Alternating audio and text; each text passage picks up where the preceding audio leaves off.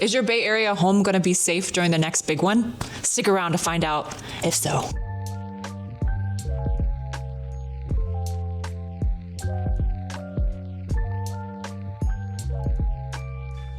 Welcome back to Living in the Bay Area. I am Katie Pratt, and today I am honored to have a special guest here to finally answer all your burning questions about the fault zones, earthquake retrofitting, and other types of risk that come with buying a home in the Bay Area. This is Nathan Toothman from Bear Engineering. Can you tell us a little bit about Bear Engineering? So we're a foundation and drainage inspection company. We've been in the Bay Area since 2018. We've done over 5,000 inspections, and so typically hired as part of the real estate transaction if you can get a contingency, or for a seller, who wants to get ahead of issues.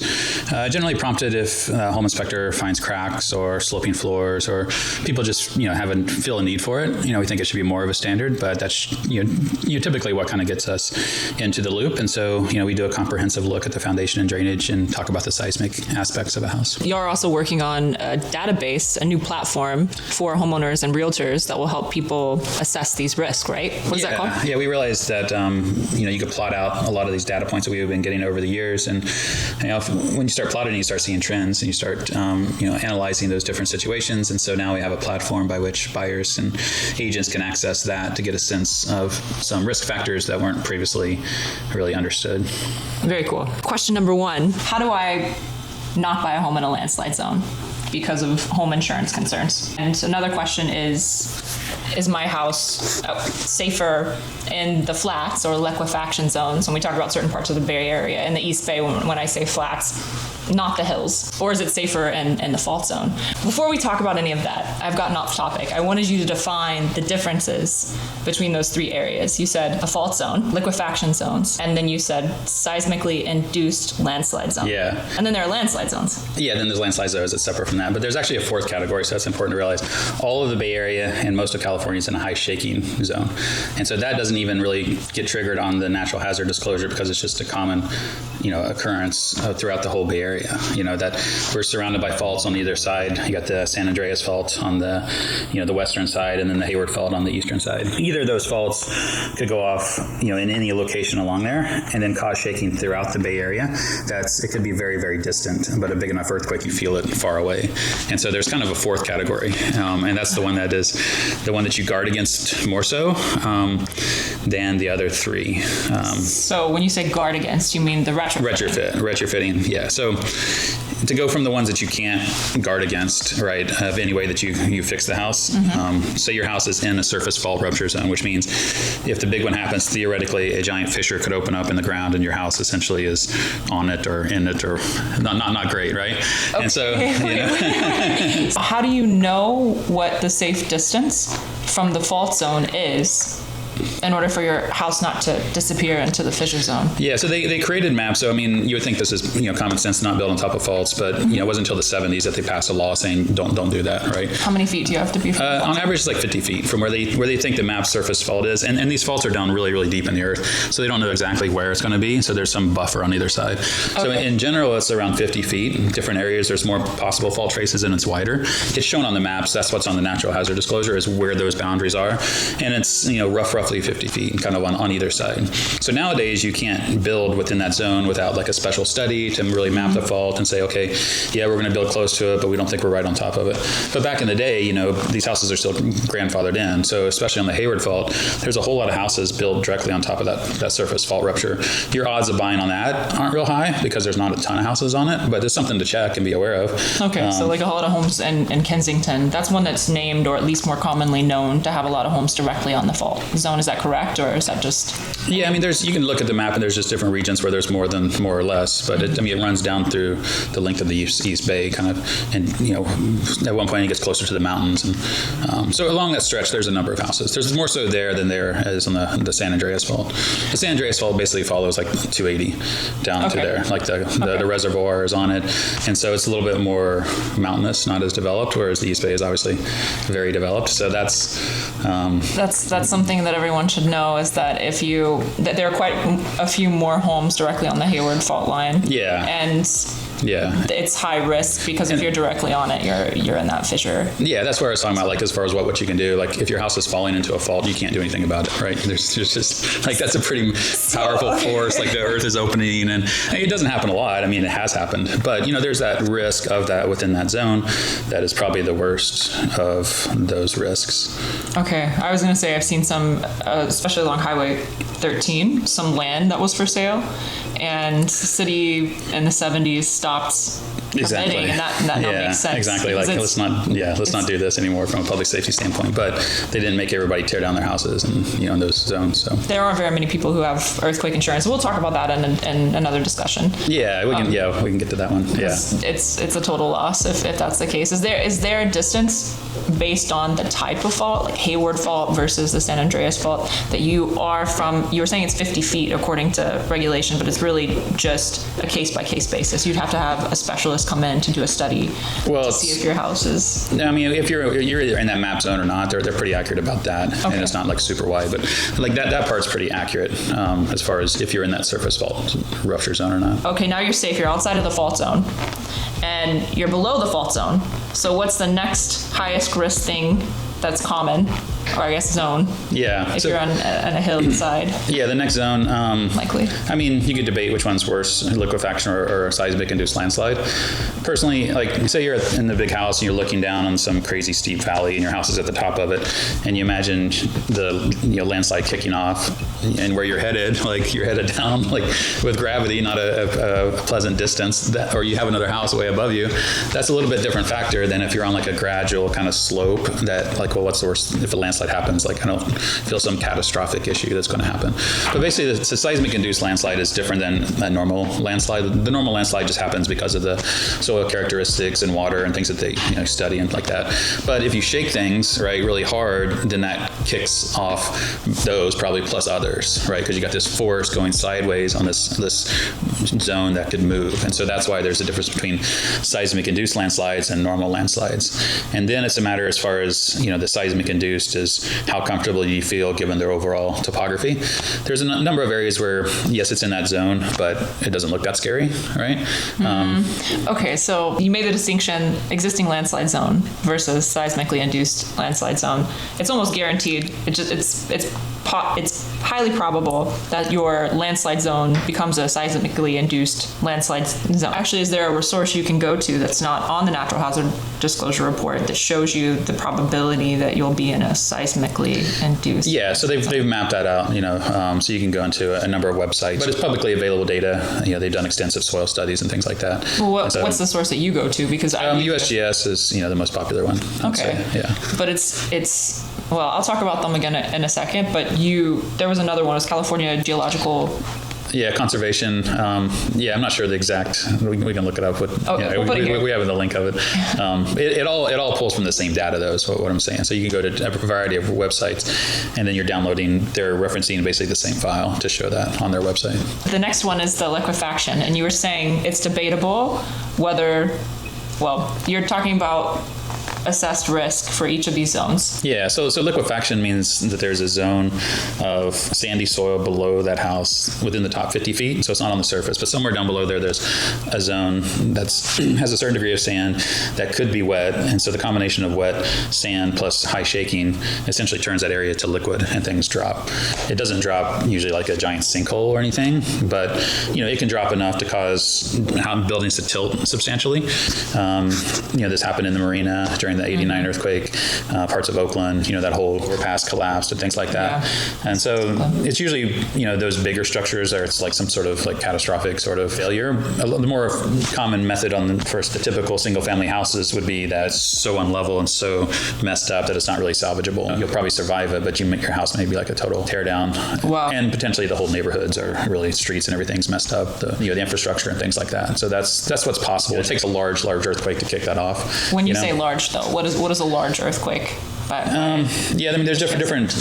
For one, it's a logarithmic scale so just like a 6.9 to a 7 is a big difference. It takes something, Wow. in a large, like probably over 6 or in the 6 range.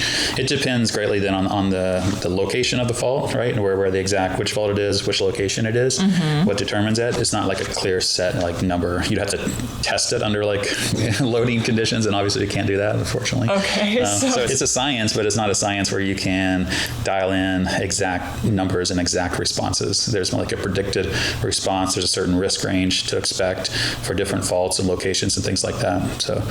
So evaluating the Hayward fault line at a 6.9 is, and the damage and the liquefaction zones would be different than the San Andreas fault. Exactly. Having a 6.9. Yep. And the Homesteader and the cities and the peninsula. Yeah. And liquefaction zones. And they model these things out, right? They do the best at predicting it. And you could look at different cases, and you could pull up that one from our website. So in that case, relative to the relative risk, again, a house sinks some. Things are expensive, but it's a little different than being on a super steep slide and your whole house slides down the hillside. For liquefaction zones, I think there are, on the USGS site, ratings, at least I've seen these in the East Bay. Some zones there's a percentage assigned to that liquefaction zone. And some of the areas that you were referencing where bigger structures existed during the last big one that fell apart or sunk, are in that area that they have this higher percentage rating. Yeah. What is that rating? It's just like the probability that or the percentage of homes. Yeah, based on the soils, based on the history. Like a lot of those are landfill areas too, and so when you do that, that drives it into usually those like the really dark red sort of liquefaction sort of risk zones are a lot of times in those landfill areas. That's what higher risk. So let's just name off to our viewers, considering buying in the Bay Area, where the landfill areas are. Certain parts of Alameda, West Alameda, the island. Large parts of that. Foster City. Yeah, pretty much all of Foster City, Redwood Shores, big parts of Soma, actually, when you look at the map. Wow. So you can look, there's a lot of geological maps that show the landfill areas. And so it's pretty easy to pull that up and see it, but it's those kind of areas through there. That's the most commonly places that we live. And you were showing me something too that was more granular in terms of, you could see houses as icons and they had a color, and I'm not sure what that was referencing. That was the liquefaction or just shaking? No, that was just movement, like foundation movement related to the soils below. Not related to seismic at all. Okay. Like sometimes people confuse settlement with seismic, and they're kind of two different phenomenons. What is the difference between settlement and seismic movement? So settlement generally is related to the soils, the more near surface soils that properties are on. There's a lot of expansive soils, and that's what's causing the movement up and down. Sometimes the net result is heaving, sometimes it's settling. It's more severe usually if you're on a hillside and you have gravity fighting against you. But it's generally a function of the soils nearer to the surface and the degree of expansion. Clay soils is what causes the expansion. So, and that's kind of a different phenomenon than the earth shaking. A lot of people kind of confuse the two, and they're kind of apples and oranges. You can get cases where houses have settled from large earthquakes, especially liquefaction, things like that. But that's not nearly as common. It's just your everyday settlement. So your everyday settlement is a product of climate and soil type. Yeah, wetting and drying seasons. With the clay soils absorbs water and it swells. When it dries, it contracts. So these houses seasonally move up and down. Sometimes the net result is it comes back to about the same level, but it leaves cracks behind. Mm-hmm. Sometimes areas heave up. More often it settles different areas differentially. I want to talk to you about foundation construction types in a second, related to expansive soils and also seismic factors. Concord is one that I hear repeatedly as a higher expansive soil area. Is that true? I've seen some really crazy stuff there. Yeah. Okay, what? It's just the type of soil? Yeah, it's just the type of soil, the way the earth is formed, and the erosion over the years, and the different minerals within the clay soils. There's people get PhDs in this and study it crazy, and they're super into it. So it gets really complicated, but it's just higher clay content generally. And is there another part of the bay where there's more soil movement for the same reasons? Yeah, it's just we could probably the best way is look at our map and show you there's just so many different regions that it's not really, there's not a whole lot of great areas, let's put it that way, that aren't moving at all. Yeah, I was going to say, what you were showing me earlier, that was about the shakiness factor, but that was not due to seismic reasons, that was due to what we were just talking about. Yeah, the soils and settlement, yeah. What platform was that? Was that your? Yeah, that was our platform. Okay. It's called Domolytics. It's an offshoot of Bear Engineering. Yeah, so expansive soils, sometimes the settlement is concerning, sometimes Sometimes it's just normal and typical. Sometimes people are just kind of overly concerned about some small cracks around their house and some doors that stick. And that's where the data comes in handy to see what's par for the course, what's common in your area, what's normal. There's different degrees of where you take actions and where you don't. It's sometimes highly subjective, depending on where is cracking, how much is cracking. There's ways to fix that too. There's underpinning options. There's drainage improvement options. So there's a variety of ways to fix that. So from that standpoint, it's more fixable than like the giant earthquake and that unknown risk. You can retrofit houses. We can talk about that now as well. Okay. But yeah, it's not as severe. Like houses from the settlement don't fall into like giant voids. That's like on the flatlands. You fix them depending on your own perceived severity of it. Some houses on hillsides that are settling, you need to arrest that, or otherwise it kind of keeps going over time. When you say underpinning, what does that entail? And basically going deeper than the foundation currently is. So it's moving because there's a zone of expansive soil or less than ideal soils, and so you're trying to skip below that and get to something stronger, like bedrock, rock or weathered rock. You're deep enough to where it's not moving, basically. And so sometimes they can be quite deep, anywhere from like 30 to 80 feet. It just depends on the region. And so one of the most cost-effective ways on flat land is push piers, or they're also called pipe piles.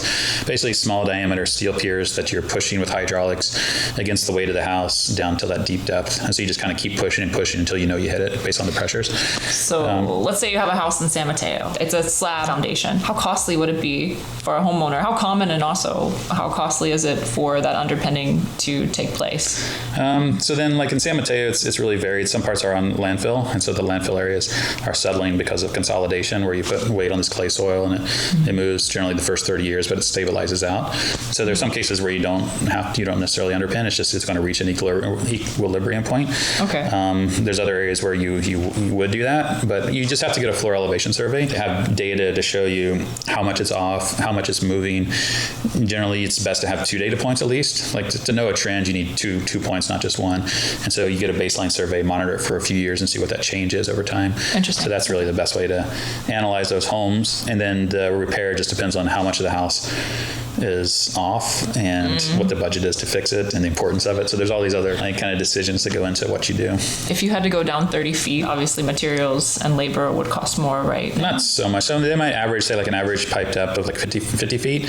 And then if all of them average at the end like 50, then there's not much more. There's no more cost. If they average 60 feet, there's a relatively small incremental cost. It's more the labor, getting it all set up. Whether you're pushing a steel pier, and it takes you 5 segments versus 8 segments, there's not much material cost or time difference in that. So it's not really so much that dependent. It's more like the number of piers. We don't really have an estimate there, and we would call you. I mean, that's what Bear Engineering does is for homes in these high expansive soil areas on slab foundations or other types of foundations that need reinforcement. Either it doesn't really matter if it's slab or raised perimeter. The type of repair is the same. We don't do the repair or design ourselves, so we have no vested interest to try to make it seem worse than what it is. And so just kind of independently advising people on that. Cool. So as far as like a high level budget range, say like one corner of your house is sinking and you did say 5 piers around that corner. The piers range around $3,000 to $4,000 per pier installed. And so, 5 piers would be $15,000 to $20,000 if you have like one corner of your house. And so you can just kind of project that out. But that's kind of the ballpark, is $3,000 to $4,000 per pier all in costs, including permitting and engineering and things like that. It definitely varies if it's on a hillside or a more complex scenario. That gives you a ballpark. Yeah, thank you. Everyone always wants to know the potential cost, right, before you make an offer on a house. Yeah. If you have this type of issue, if you're in one of these expansive soil areas. Yeah, and that's always part of getting like a foundation inspection. That's where we can define that. If you don't have the data, and the data is not part of the home inspection, you're kind of just guessing, We were talking about different types of foundations and retrofitting. The goal of retrofitting is to eliminate shakiness and detrimental structural changes during an earthquake. Yes. It won't help you, as you were saying before, just for clarity, it won't help you if you're on expansive soils. If you're in a high liquefaction zone, your house is going to sink. Yeah. The retrofitting. The only way you would address that from liquefaction would be deep piers down to the bedrock around the whole house. That's just not economical for single family homes. When you build like commercial structures, you generally do that, but for homes, you just don't go down that deep. So that there are ways to guard against liquefaction, but single family homes just don't go down that deep. The retrofitting would help a bit. So if your house is sinking differentially, it's better for it to be held together more so than less so. So there helps some benefit. But the main thing that the retrofitting does is whenever earthquake happens, everything shakes side to side and up and down too. Normally our houses don't move side to side except for wind loading, but really heavy shaking. And so you're trying to keep everything tied together, right? You don't want the house shaking off the foundation. And so that's where you're improving that connection point. So if it's bolted now, you add basically more bolts or other anchors from the side to strengthen that connection to decrease the chances of your house shaking off the foundation. That's the bolting version of it. And then there's the bracing. So the common term is bolt and brace. And so if you have what's called a cripple wall, which is a small wall between the foundation and the framing, that can be braced with plywood panels.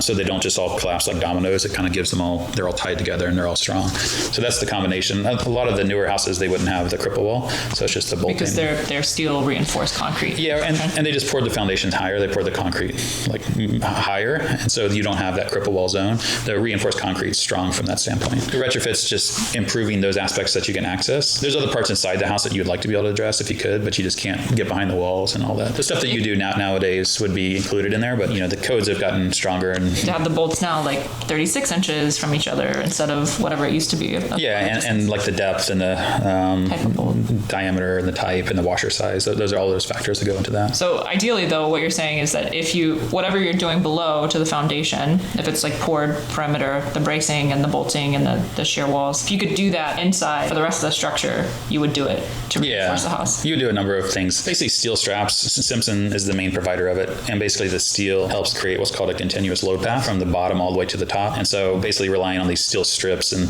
connectors versus nailing. So there's a variety of newer things. The newer the house you buy, the more it has all of that built into it. I hope so. Yeah.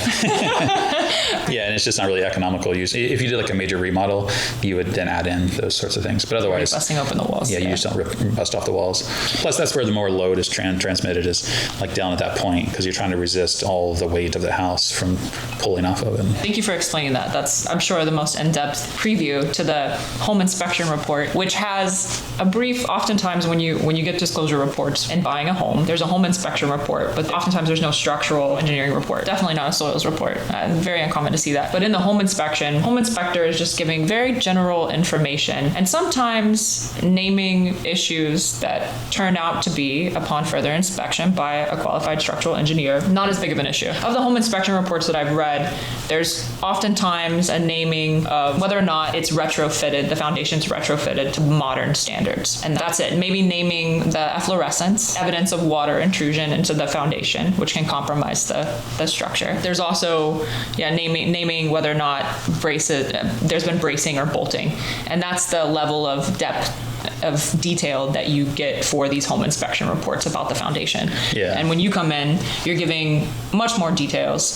Some of the things that we've talked about in this video, you're talking about what would be done to reinforce. You're doing elevation studies. Yeah. You're recommending soil reports depending on where the house is located. No. Well, it's really never feasible within a real estate transaction to do a soils report because it takes several months and it costs $5,000 to $10,000. Okay. And so you need a soils report generally before you do some major underpinning work like on a hillside or different scenarios trigger it.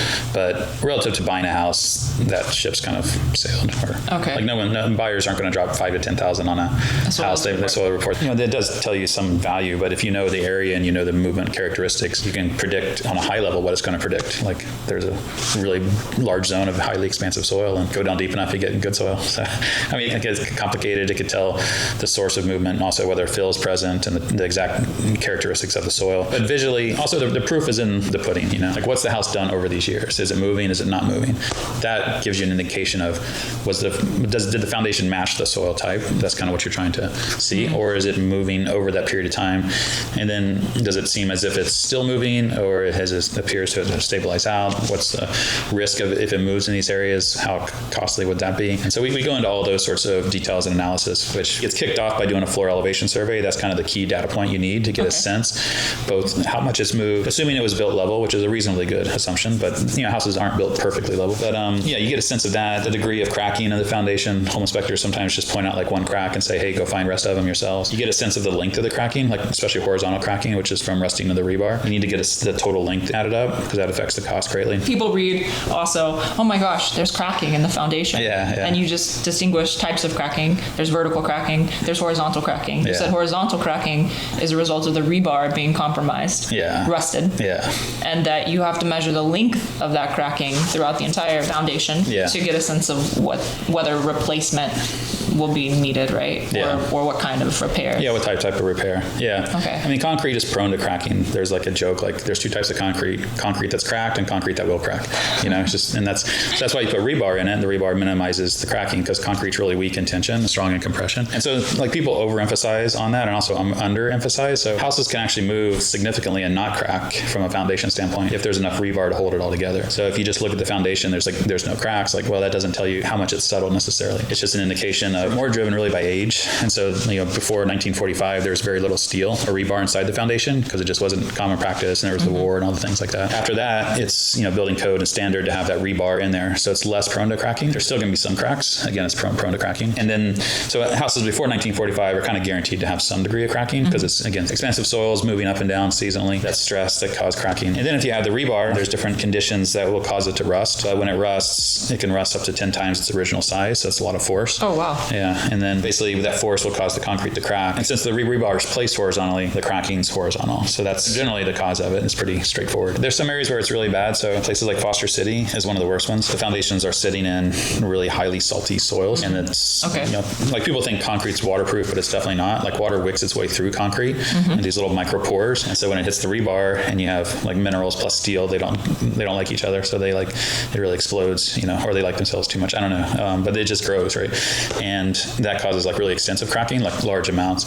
But another source would be like leaking water softeners in garages. That's a common source of that. You said leaky water softeners? Yeah, like people back in the day had these water softeners, and it seems like they all leaked, or a lot of them did. I don't know, just because of the minerals in this thing. Yeah. And so as it leaks slowly, you don't realize it all at once, and then it wicks its way into the concrete, and then it causes localized cracking in garages and on the stem wall. The other source too is when there isn't proper drainage away from the sometimes that'll cause it. In some cases, like leaking irrigation, sometimes just constant water alone. There's a variety of sources, but sometimes they just get the rebar too close to the form. Okay. So it's supposed to be spaced in like 1.5 inches, and sometimes they're just lazy and they just gets too close, and you can just see it almost on the surface. Or as soon as you start chipping away, it's like really close, and so that's more prone to just like humid air absorbing into the concrete's one. So there's a variety of causes. A lot of people Google up which type of cracks was worse, and they see horizontal cracking, but it's not true. Everything is complex, right? There's like my next question for you was like details and all these things, right? So if horizontal cracking is likely from the rebar rusting and expanding,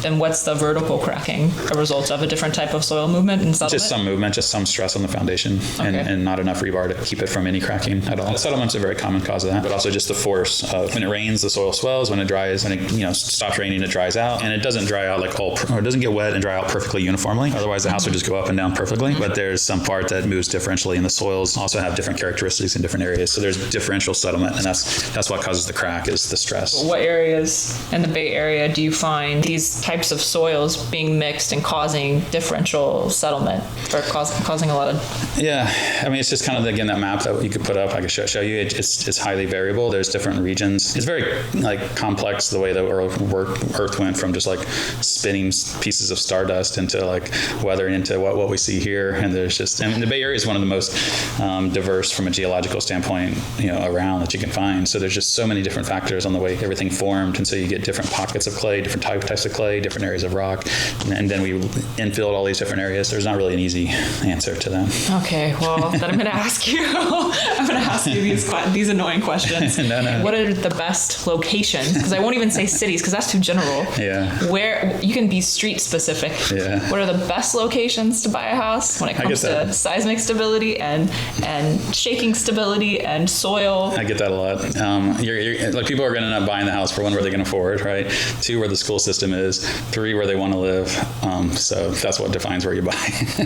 You can't. I would say, I get this question a lot, and I showed them some little pocket down around the Campbell area of like San Jose, and they're like, "Oh, okay, well, I don't want to live there." Not that that's a bad area, but yeah, it's just anywhere you go, for the most part, there's going to be something to be aware of. So that's why we explain to buyers. Did you hear that?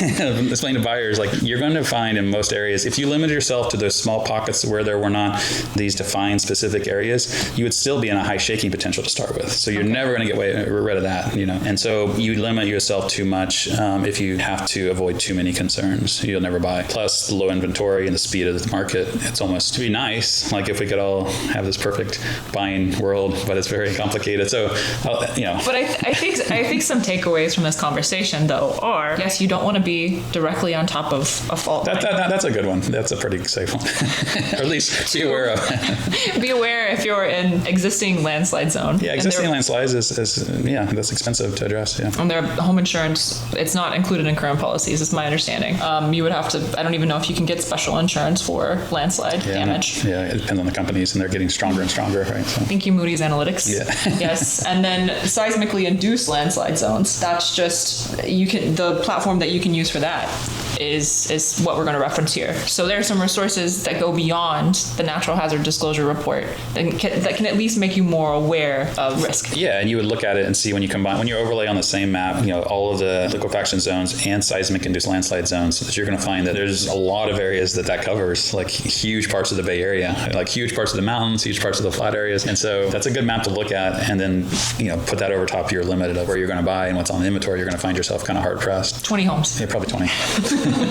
And just realize, like, if the big one happens, like, we're kind of all screwed no matter what anyway. So. A little water infrastructure, right? It's all like clay pipe. Yeah. All the sewage and water. So we're just hoping the big one doesn't happen. Oh my gosh. Wrapping up all this wonderful information today, if there's any advice you could give to people selling their home, prepping it to list on the market, or to buyers conducting due diligence, what would that advice be? I would say on a high level, try to get a sense of what's, I would say, par for the course. And so different areas, different amounts of conditions are very normal, but you still would want to maybe live there for a variety of factors. And so just like everything is relative in real estate, the price, the location, all these factors, it's kind of similar with the property condition. Also, age-based factors, like a certain age, what do you expect for different things? So it's just getting an understanding of how does this house stack up relative to what other houses in the area would, and what's common in the area. You factor that into your decision, because again, you can't really have everything you want on your wish list when it comes to buying a house in the Bay Area. And if you want to know what you're getting into, reach out to Nathan, Bear Engineering, located here in the South Bay, but serves all of the Bay Area. When you're at that stage,